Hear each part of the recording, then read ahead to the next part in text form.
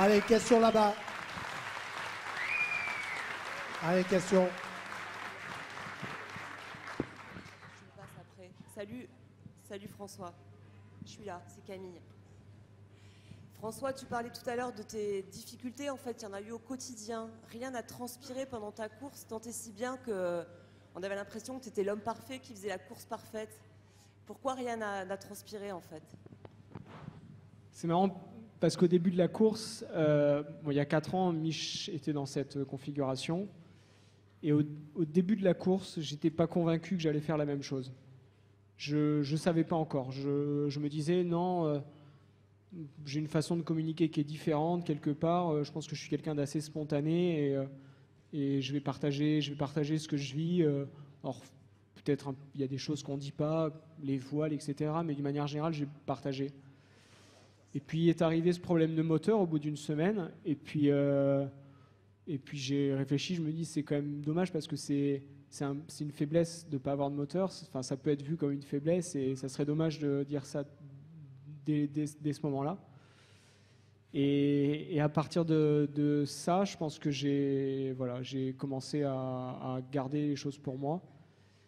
Et quand on est arrivé au début de la course, j'étais dans cette idée un peu d'aventure, mais déjà de faire mon premier Vendée Globe, de faire un tour du monde. J'étais pas tant que ça dans la compétition, je pense. Et en fait, c'est au fur et à mesure de la course, et en l'occurrence, quand je me suis retrouvé devant, et quand on a commencé à se tirer sacrément la bourre avec Armel, que là, c'est devenu complètement, mais de la pure compétition, quoi. Et quelque part, je suis presque surpris, c'est que j'ai vécu 3 mois de compétition intense et je m'attendais peut-être pas à ça. Et du coup, le fait d'être dans cette logique-là, tu peux pas te permettre de laisser tu laisses rien à l'adversaire, quoi. C'est trop difficile pour se permettre de donner des choses à l'adversaire. Et quoi qu'on en dise, même si on se doute oui, là, ils ont des problèmes, etc., et ben, tant qu'on ne le dit pas, on ne sait pas. Et aujourd'hui, Armel, on ne sait pas les problèmes qu'il a. Et il y a 1 semaine ou 10 jours, quand on remonte l'Atlantique et que tu as Armel qui revient, et ben, c'est plus dur pour moi. C'était plus dur pour moi de faire face, alors que peut-être qu'il va nous dire dans 2 heures que finalement il n'avait pas cette voile ou pas ce machin, que de toute façon c'était quasiment impossible qu'il me double. J'en sais rien, je crois pas, mais et voilà. Et du coup, tu es obligé de te mettre dans cette logique-là, et c'est pas simple, parce que j'ai presque envie de dire que c'est presque contre ma nature.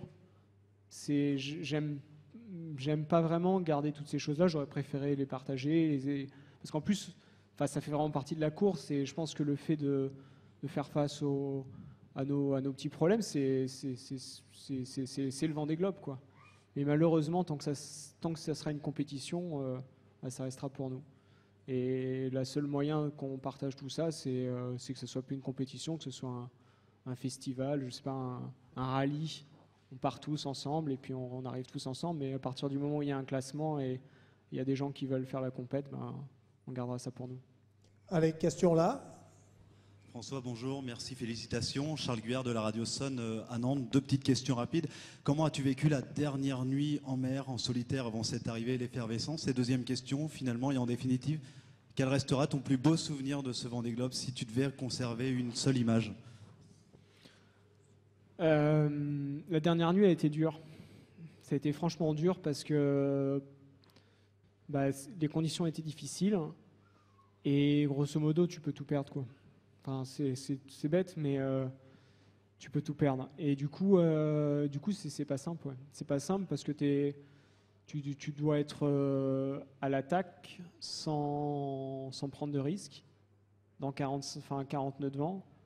Donc comme tu sais, j'ai été avec mon fameux Reacher, donc une voile qui est plutôt facile par rapport aux conditions qu'on avait.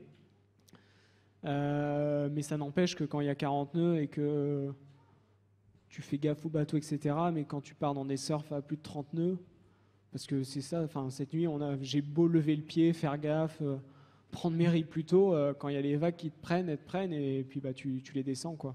Et il n'y a pas de frein à main, donc voilà, quand tu prends des surfs à 28, 29, 30 nœuds, dans le noir, au milieu des cargos et des pêcheurs. Ouais, non, c'est pas simple. Il y a un moment, on a des systèmes pour détecter les bateaux. On a l'AIS qui marche super bien et qui permet en l'occurrence d'éviter les cargos d'une manière assez facile. Et quand on passe les rails de cargo, j'ai presque pu dire que c'est pas le plus facile, mais presque, parce que tu sais qu'il n'y a pas de pêcheurs. Quand il y a 50 cargos, enfin il y a un cargo tous les 10 000, tu sais qu'il n'y a pas de pêcheurs qui s'amusent à jouer autour. Et vu que les cargos, tu sais où ils sont, tu peux les appeler, il y a un mec qui fait de la veille, ça se gère à peu près. Par contre, quand tu es au milieu du golfe de Gascogne et qu'il y a des pêcheurs avec des mecs qui bossent, qui donc sont dans leur filet, dans leur ligne, etc., ils sont pas forcément... c'est plus difficile, quoi. Et à un moment donné, donc on a l'AIS, après on a le radar. Malheureusement, mon radar ne fonctionnait plus depuis quasiment le début de la course. Enfin, j'ai pas de radar. Et on a un Active Echo. L'Active Echo, ça émet un signal quand il y a des radars qui sont autour. Et quand il y a un radar qui nous détecte, ça sonne. Donc on sait qu'il y a un radar qui est pas loin. Et au milieu de la nuit, je me suis retrouvé avec l'Active Echo qui faisait bip, bip, bip, bip, bip. Donc je savais qu'il y avait un bateau pas loin. Et par contre, à l'AIS, il n'y avait rien.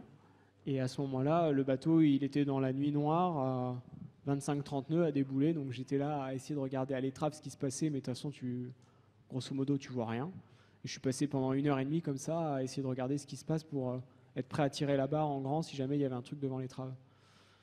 C'est pas très confortable comme situation.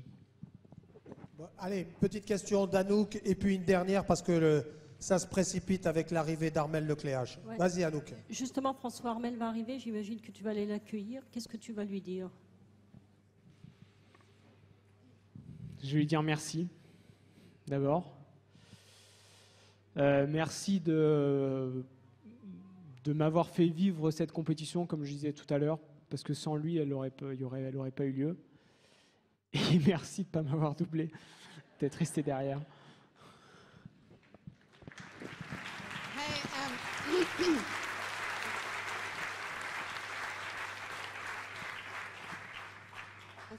Hi, Francois. It's Clement Norton.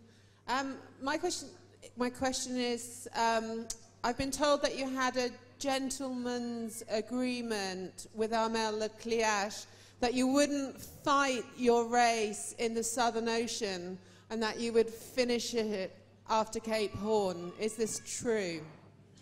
Not really. No agreements. No, it was fight all the time, and there was maybe an opening for agreement just before the Cape Horn, when there was icebergs everywhere, and I know that Ronan Lucas talked with Michel about maybe finding an agreement together to say we don't go, but I don't know why we didn't do it. We didn't talk about it with Armel, but I know that Ronan and Michel talk about it together. Merci François, on passerait des heures. Hein. François Gabard, on passerait des heures avec toi. Hein. Des heures avec toi. Et c'était un privilège. François Gabard, massif. Et pour vous dire que dans 5 minutes, nous allons démarrer le live avec des images d'Armel Lecléache à quelques milles de la bouée du Nouk. François Gabard qui revient les pieds sur terre et en plus pieds nus. C'est pas beau ça? François Gabard. Salut François, bravo. Bravo François.